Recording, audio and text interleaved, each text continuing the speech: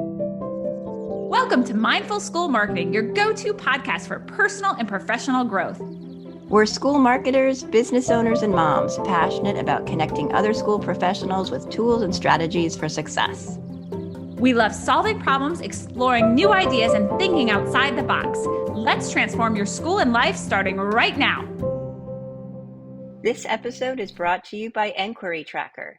Easily manage all your inquiries, tours, open houses, and applications with a system designed by K-12 education, marketing, and admissions professionals. Welcome to Mindful School Marketing. I'm Aubrey Bursch. And I'm Tara Clays. Today we're joined by Pam Aungst Cronin. Pam is a widely recognized SEO and PPC and web analytics expert. She's the president of Pam Ann Marketing, LLC, and founder of Stealth Search and Analytics. Pam describes herself as a major nerd who's been playing with computer code since she was 6 years old and tinkering with websites since the dial-up internet era. Referred to by Sprout Social as Twitter success story, she harnessed the power of social media to launch her own agency in 2011. Since then, Pam has won several awards, including being named one of SERPStat's top 10 women in SEO, and has been featured in 3 books, numerous podcasts and webinars, and all the major search engine publications, as well as national media outlets. And we are so excited and honored to have you on the show to share all this great information with us, Pam. Welcome. Thank you. Thank you for having me. I'm excited to nerd out with you guys about AI. I can't wait to dive into this conversation personally and professionally. Before we get started, though, Pam, can you tell us a little bit? I mean, that was quite a resume right there of things going on there. But can you tell us a little bit more about yourself and maybe your journey to where you are right now? Sure. Yeah. So as stated, I am a major nerd. I've just kind of tinkered with anything and everything techie my whole life. And that's kind of how I got to where I am. I was working in the early 2000s in a job where I was just an administrative assistant, technically by title. And but the company was trying to modernize, a bunch of the competitors were starting to have websites, and they were like, we got to have a website too. And I was like, I can figure that out. And just started, kind of just slipped right into, because I could figure it out. It became my job. And so that took me all the way from admin assistant up to e-commerce director for an online store where I managed like everything, not just the website, the whole operations of it and everything. So yeah, and my propensity to tinker with techie things really brought me to where I am professionally today. And then I still, as a hobby, I just tinker with things too. Like, when Ethereum mining was really hot, I built a crypto mining rig and, printed some money for myself and some digital currency. And I'm always tinkering with like smart home stuff in my house. Like I can tell Ms. Alexa to open my garage door and stuff. I can't say her name or she'll start talking. Yeah, so that's just me. And it's how I got to where I am, and what I continue to do is tinker with technology. I need you in my house. That's what I need. Forget that other person who we won't speak of that you have to spell the name out. I need someone like you tinkering with all the things in my house. Yes. I like setting those things up, but my problem is that I forget that I set them up. So I have to print out a list of all the things to say to that letter A tool, because I forget that I was like, oh, I set that up. I could be making my life a lot easier, but I forget that I made it. My husband always forgets exactly how to say things, and he's just like yelling random commands at her. It's so frustrating. He's like, I get legit mad at her. Yeah, well, I printed out a list and have a magnet on the refrigerator. Yes, putting post-its by each thing. Yes, like, exactly. Say this to turn on this light. Right. Say this to lock the front door. Yeah. The technology part's easy. It's remembering to use it, that it's there. For an AI, she's actually not all that because you have to be so specific. That's right. That's right. Well, we are excited. We are so excited to talk to you about AI and Chat GPT. And I know I'm going to mention this as an aside, and we didn't prepare you for this, and I don't need you to talk a lot about it, but I know a lot of our listeners also are scared about GA4. So I know you're also really an expert on that. And so I wanted to reference it because I've shared some of your TikTok videos with some clients of mine because you make it look so easy. So I just wanted to reference that. And if you wanted to speak to that for a minute, I'll let you talk about GA4 and maybe anything that people should know or look out for before we talk about AI. So I'm kind of going off track right at the beginning. Sure, yeah, but no problem. I've been yammering on about that for quite several months now because the deadline is fast approaching. It's July 1st.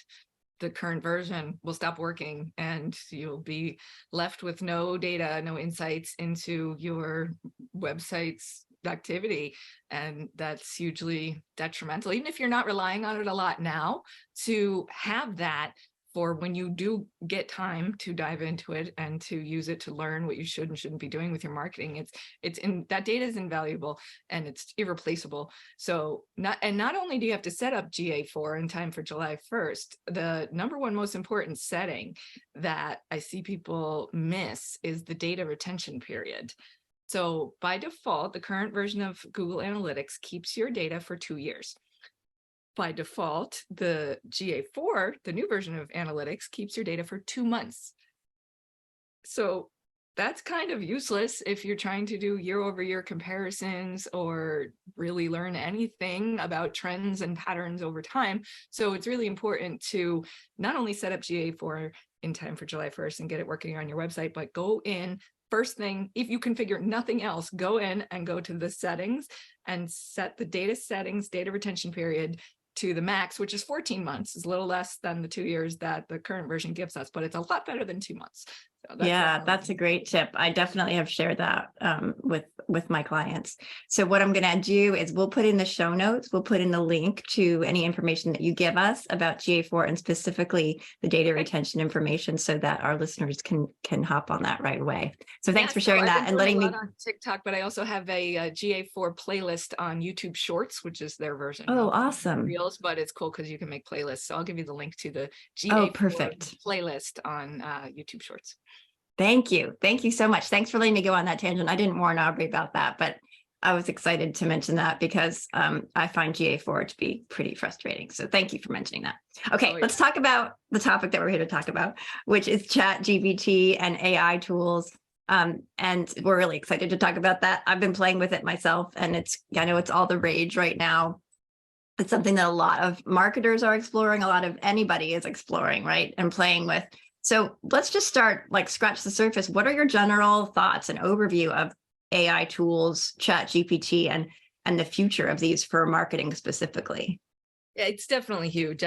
Some people are kind of chalking it up to a fad, like that's, a bubble that might burst and kind of go away. But I feel like this is kind of a second wave, in my opinion. It's kind of like virtual reality. Remember when virtual reality first came out, and there was those things in the mall that you could sit in, and it was just kind of dumb and didn't really go anywhere, and it kind of faded from everyone's radar for quite several years, and then all of a sudden it was back, and now it's really integrated into gaming specifically, but some other things too.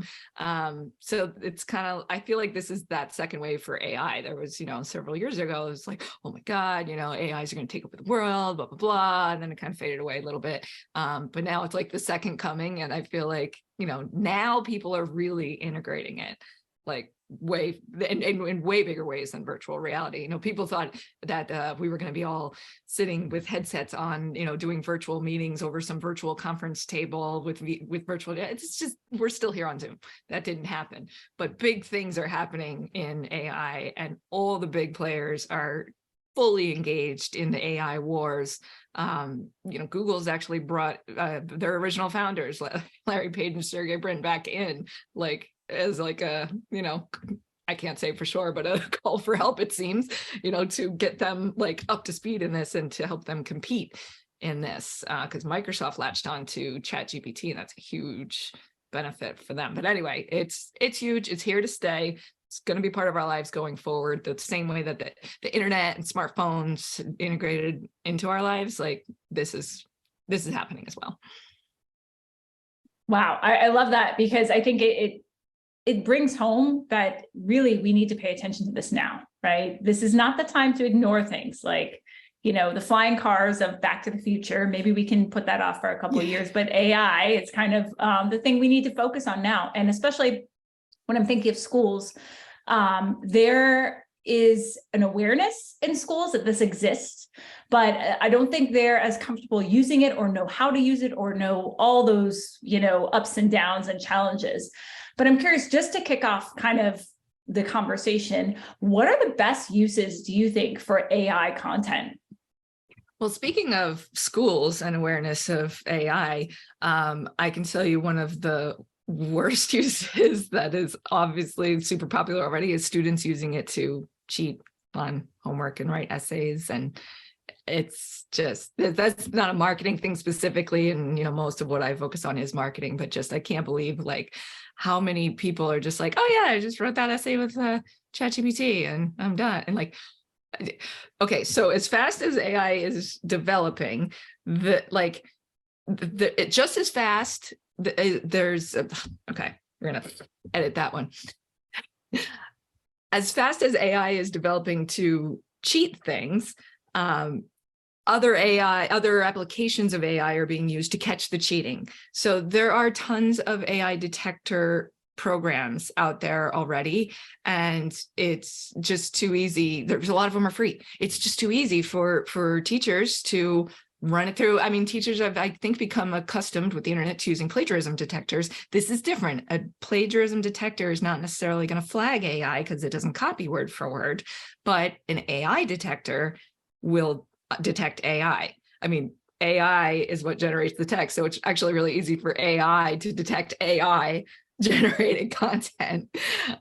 So I really hope that a lot of schools start to tune into this more. And maybe it could even turn into a marketing angle for them, especially private schools, who parents are seeking a really, unique set of things they have in mind from that school. And if they are worried about their child kind of AIing their way through school, then they're going to look for schools that have this, a procedure and a process in place for combating this. So a lot of times we talk about using it and taking advantage of it, which we'll talk about that too. But I think it's equally important to have on your radar how to combat it.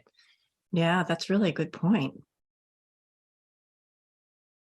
I absolutely do. Do you know offhand any of the tools that people are using to combat, or is there a way for schools to find that information? I'm just thinking, if I'm the school out there, am I Googling AI catchers? Like, I created a whole list, but it's really just from Googling free AI detector. And obviously awesome. For using it at scale, a school will have to invest in something that's beyond free, but just for testing them out, and even just for a teacher's kind of personal use, let's say the school doesn't have a process yet, but a certain teacher wants to use it, the free ones are, and I think actually there's a benefit at this point to using different ones and playing with different ones, because some of them work better than others. And it can be based on what type of content, technical writing versus student writing. That's two kind of different realms, and one AI detection tool might be better at the student side and a different one would be better at the technology side, and so on and so forth. And that's going to have to evolve too, because a lot of people are like, they'll write something with AI and then they'll tell a different AI to rewrite the AI generated content to avoid the AI detector. The AI detectors are just going to keep evolving along with that. I mean, if the AI can do it for you in the first place, if it can write the content and rewrite the content, then AI detectors can detect that the content was written and rewritten. So, wow. Anyway, just yeah. tinker with a lot of them to see which one works for you, because they all work slightly differently. Yeah. So let's talk about how, from a marketing perspective, what the uses for AI, what are the best uses for AI? I know I was using it for social media posts, but let's talk about for, other things that it can be used for. Sure. So, so most of what we do focuses on SEO. So in that world, I think it's wonderful for coming up with ideas for what to write content about, and even, maybe like a content brief, an outline of what that content, should include, and, headlines, subheads, image alt text, and the meta descriptions. There's all those little pieces are wonderful to use it for, but to write, kind of similar to what we were just talking before, to like full-blown cheat on your SEO by having it write full articles and page copy for you. No, don't do that. Just like I was just saying, the AI detector technology is evolving just as fast as the AI itself, and Google's got its own AI models, and they've been very clear, they don't want people using AI to generate content strictly for the purposes of SEO. So they're walking a fine line because they want to make money on AI, and they're coming out with their own AI tools, including some like for Google Docs that will like write stuff for you right in Google Docs. So they want to play in the game, but they really don't like it from an SEO perspective. So they're saying like, yeah, you can use it if what you generate with it has like true value to actual humans, and you're not just saying like, spit me out an article that contains, 500 keywords in my niche. But that's such a fine line too, because so how are they going to determine what is AI generated content that has value to humans and AI generated content that doesn't have value to humans? Maybe you generated something you really feel strongly about that has value to humans, but it hits some kind of red flag, checks some kind of box in Google's algorithm, and they're like, nope, that was AI content generated purely for the purposes of SEO, and we're going to ignore it, demote it, or penalize it, or whatever. I say just keep it safe and write your content manually. Use the AI to get ideas, and even write you an outline and write your headings and subheads or whatever, but then just go full human with the rest of it. It's the safest thing to do. And also, this past year, Google added another E to its EAT recommendation. If you're not familiar, the EAT recommendation from Google is to write content that demonstrates your expertise, authoritativeness, and trustworthiness. They added another E this year, I believe, because of AI, which is experience. They want you to talk about your personal firsthand experience in your world, whatever it is you're talking about. So in addition to the expertise, authoritativeness, and trustworthiness, they're going to be looking for clues that you are talking about your own unique individual experience. And when I say your, that can be as a person, like a personal thought leader, or that can be as a brand, a company. So either you or your company's unique, like never seen before by AI use case or situation that you helped solve for a client or whatever it may be. So that's going to be, something AI can't do for you anyway. So just go full human with your content writing, but utilize all the tools for, just kind of the more production operations side of things, getting things posted with the right tags and so on.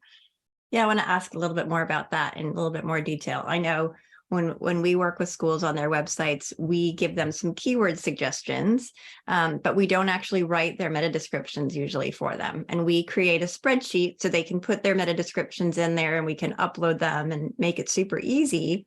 But it's not super easy, right? People struggle with writing those meta descriptions and maybe including keywords in the meta descriptions.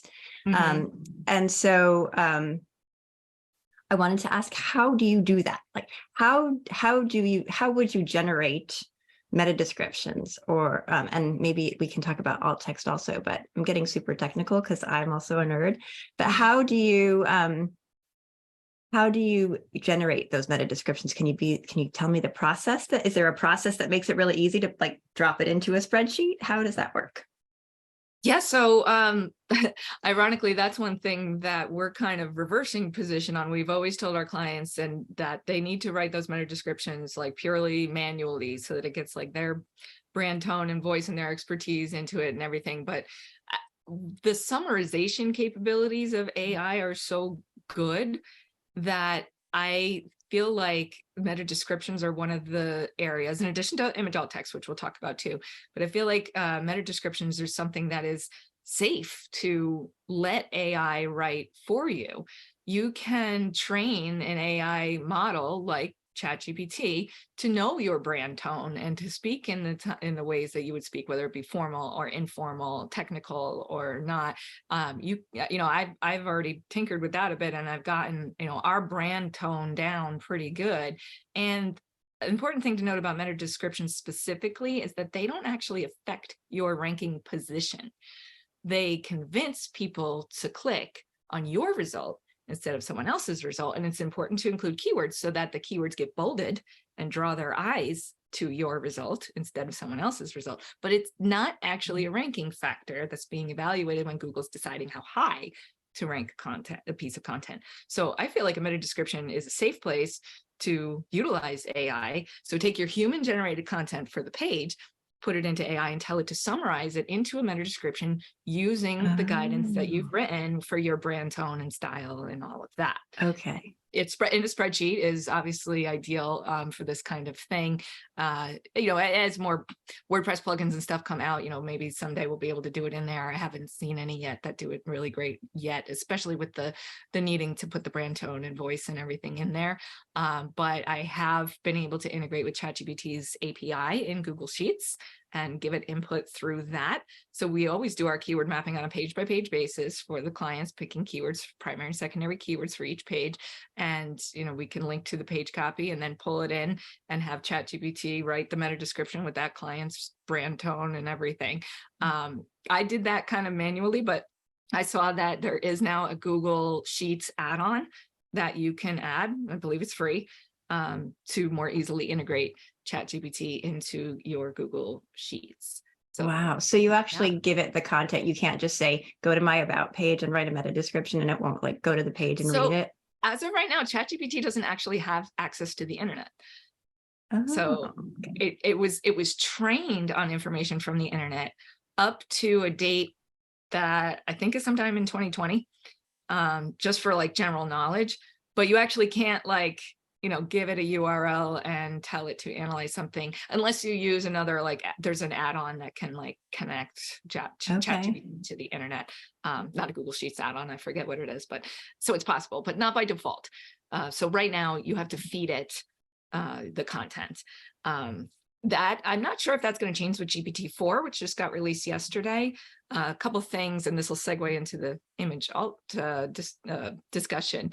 A couple of things that did change is it can accept a lot bigger input. So you can put about 25,000 words into it now. It can handle a lot bigger input, and it can handle image input.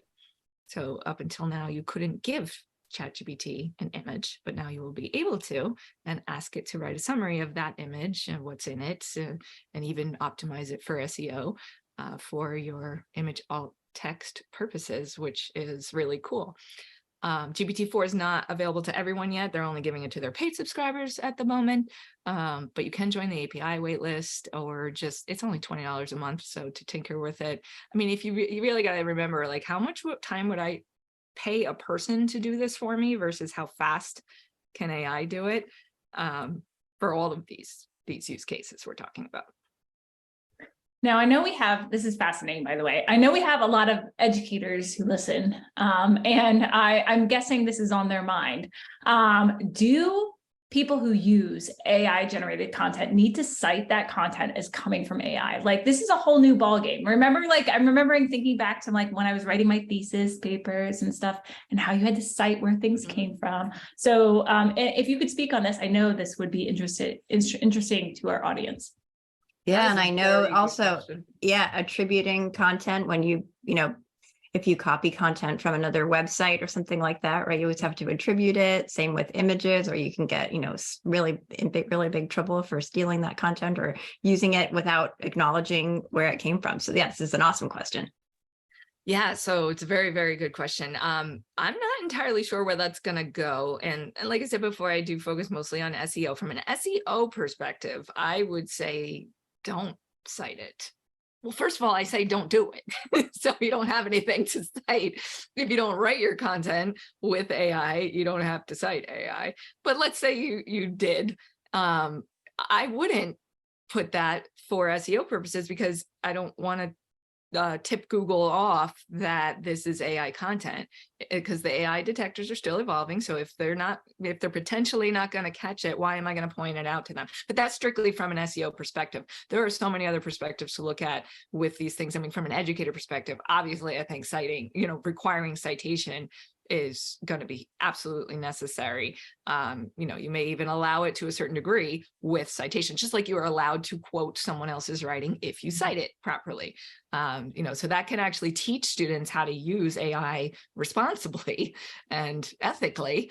But yeah, I don't know. There's another angle too that I think about where so AI is supposed to replace, a person and their own human intelligence, their brain, right? It's like, so if you think of it like that, now I hire an employee to write an article for me, to ghostwrite for me. And I give that employee input on what I want them to write about, how, the points I want them to make, and so on and so forth. How is that any different to me telling an AI what I want to write about, the points I wanted to make, so on and so forth, ghostwriting is the thing in the marketing world that doesn't have to be cited.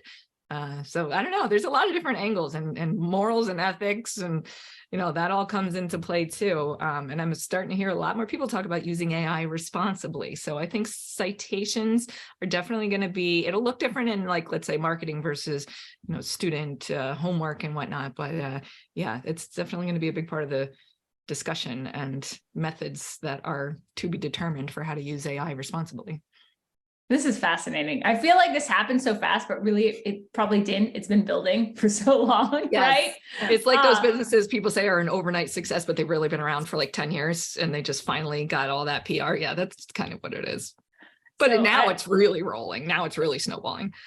Exactly. So I think actually this year, the next couple of years are just going to be fascinating to just watch and participate in how this all rolls out. I am curious because a lot of schools are, haven't even touched, any AI, right? Or it's their knowledge. I'm sure they have, right? But if they're like, yes, this is something like we should be trying, or at least trying to understand, where do they get started? Like, what is the basics for I know nothing, how do I get started? Or I know I need to educate myself more, how do I get started? Yeah, so playing with it firsthand obviously can't be replaced. So, go tinker with it. Go to chat.openai.com and play with their free version. You don't need to sign up for the paid version to get GPT-4 if you haven't even played with GPT-3 or 3.5 yet. So, just go there and play with what's there available to you now for free. Also, I think that there's a lot of great thought leaders emerging in this space already. I follow a bunch of people on TikTok that post videos about, tips and tricks and learning, because AI is like a tool, kind of like Google. If you search something and you're not clear enough, you don't get the response that you're looking for. You don't get the results you're looking for. And it's the same thing with AI. You have to ask for things in a very specific way. I actually saw a term yesterday where they referred to it as prompt engineering. So just like software engineering, like designing the prompts to be worded in such a way to produce the output that you're looking for is something people are already starting to specialize in. So you can definitely struggle with it if you just start, asking it a few questions, and it will sometimes tell you I don't know that, because it's not connected to the internet. So it might say, I don't know. You'll be like, what good is this? So it's all about the way you write your prompts, what you tell it to do, but how you tell it to do it. So definitely, start to just look up a little bit about how to write AI prompts for your specific use case. That is a great idea. That's so interesting. I think about Google, knowing how to ask Google the right questions. So it's kind of, it's similar to that, but broader too. Yeah.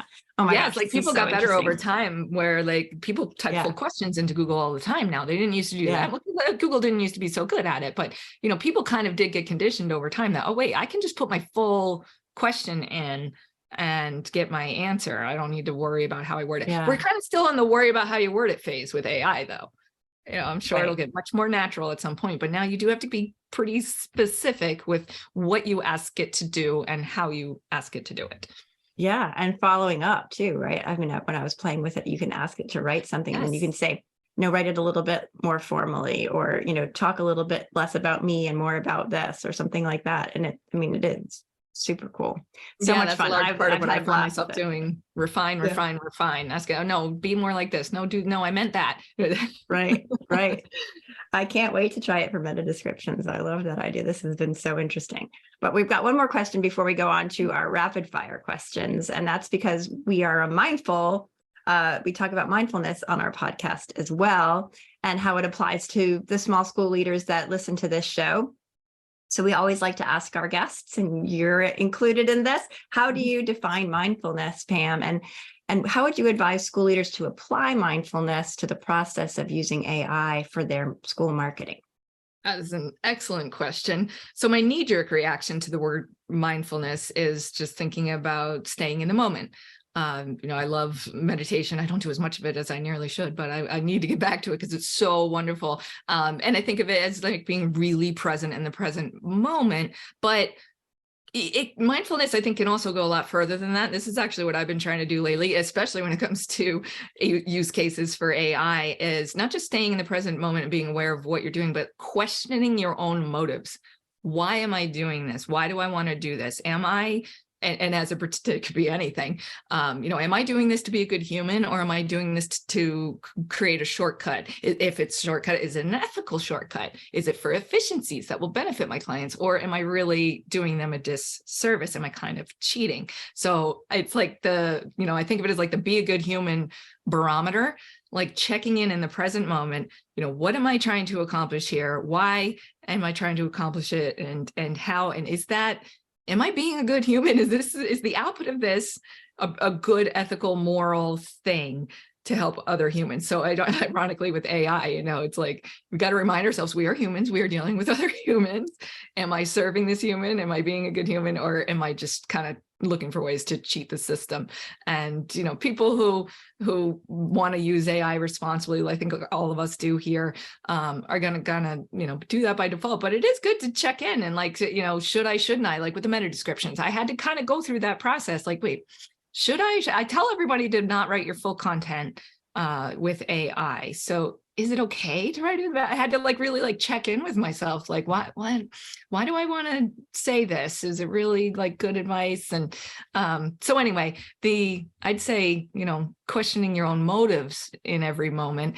And from a teacher perspective, teaching students how to use AI responsibly with that kind of a barometer. Like, what am I doing right now? Why am I doing it? Am I cheating, or am I being efficient? And is it moral, and so on and so forth?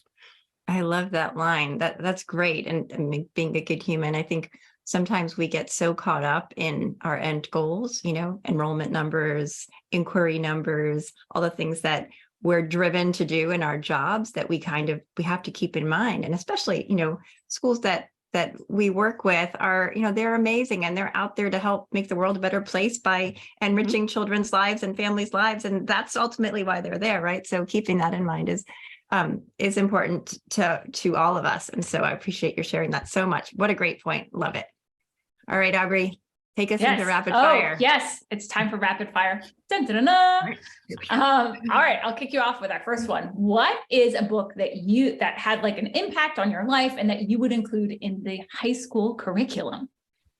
So I'd, in general, love to see more about business in all curriculums. I barely remember being taught anything about business in high school. So, so my mind goes to two of my top favorite business books. It's hard to choose one because in my brain, they're equally tied for number one. They are Built to Sell and The E-Myth. And I don't remember the authors' names, but they're two very famous books. If you look up Built to Sell and The E-Myth, just invaluable for anyone who's even remotely interested in starting a business. And ironically, with the name Built to Sell, you would think it's for people who are building businesses to sell them. It actually contains excellent advice for even if you're not looking to sell, because designing your business in a way where it's valuable to sell is just as profitable for you if you don't intend to sell it. So those would be my top two picks.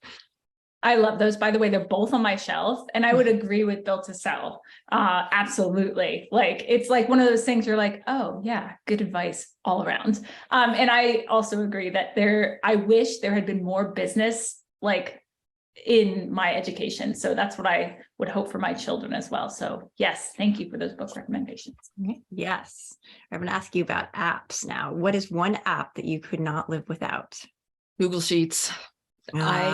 My brain is a giant spreadsheet. I need to see everything in spreadsheet format. I have a spreadsheet for like everything. Me too. And just it's getting smarter and smarter with all these integrations, like I was talking about with the AI integrations and everything. So like I already for forever have relied upon, well, prior to Google Sheets, Excel, but now Google Sheets because it's so collaborative and everyone can edit them at the same time. And other sheets are getting smarter and smarter by the day. So I could not imagine trying to function in life without Google Sheets. Me too. I love myself a good spreadsheet. One thing I'm proud I pass on to my children is that they both use spreadsheets. Awesome. Go on a vacation, make a spreadsheet. Everything is a spreadsheet. Yes. Oh my gosh, I love it. I love spreadsheets and I love well-designed ones. So I'm hanging out with the right people right now. Oh yeah, I'm constantly tinkering with mine, trying to make them better and better and better. Oh, that's awesome. And I love all the plugins, all the cool things you can do with Google Sheets. So yes, I am going to ask you the next question of what are you reading right now? So I'm not reading any books at the moment. I'm just trying to keep up with all of this AI stuff. It's so rapid fire, so many new articles every day, new releases of tools every day. The AI wars are full blown, it's happening. And so I'm really just like, when I have time to read, I'm just reading like what's going on in that world and online articles. Yeah, by the time they put out an AI book, it would be outdated.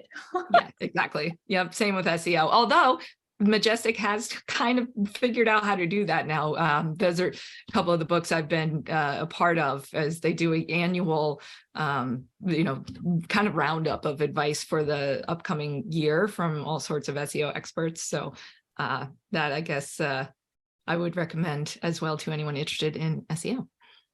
Thank you so much. All right. Our last question is, what is one great piece of advice you'd like to leave us with today, Pam? I think, again, back to the be a good human barometer, like just got to double down on with all of this AI and technology and rapid advancement. Don't lose sight of your humans, especially, if you own a business or you own a school, if you're in any kind of position where you have clients, my business coach always tells me the number one reason that people leave a business as a client, that they cancel, is perceived indifference.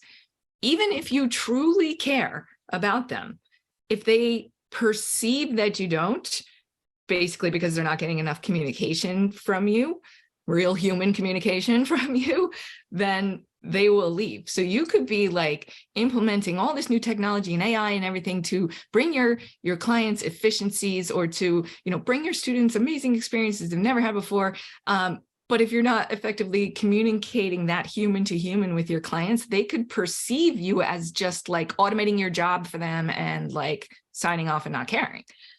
So it's a fine line to walk. So be a good human and remind your clients that you care about them as humans. Thank you. Thank you so much, Pam. Thank you. Yeah, this has been great. I could keep talking about this nerdy stuff forever, but we'll wrap up and ask where people can find you online. Sure. So, anywhere that's Pam Ann Marketing. So PamAnnMarketing.com and Facebook.com/Pam Ann Marketing, Pam Ann Marketing, Twitter. But lately I've been doing a lot on TikTok because it's just the short form video is just so easy to give these updates on these rapidly evolving situations with GA4 and GPT-4. It's the year of the, ironically, 2023 is the year of the fours. So TikTok.com/@Pam Ann Marketing is where I'll be talking a lot more about all of this stuff. Thank you. Thank you again. This has been an amazing conversation. Thank you. I thoroughly enjoyed. Thank you so much. Thanks. Bye.